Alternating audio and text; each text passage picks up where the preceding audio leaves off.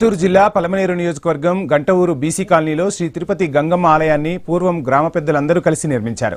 గ్రామదేవతగా మొదట గంగమ్మ తల్లిని, అనంతరం మారెమ్మ తల్లిని స్థాపించి పూజలు అందించేవారు.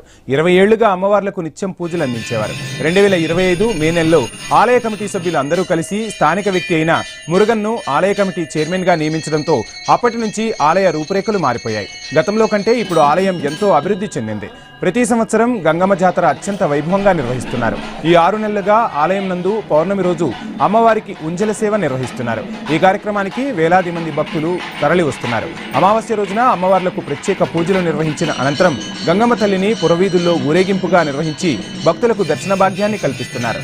గంగమ్మ తల్లి పౌర్ణమి మరియు అమావాస్య రోజుల్లో 2 పూటల అన్నదానం నిర్వహిస్తారు. అంతేకాకుండా ఈ ఆలయం నందు మంగళవారం, శుక్రవారం అమ్మవార్లకు విశేష పూజలు నిర్వహించి 2 పూటల అన్నదానం నిర్వహిస్తున్నారు.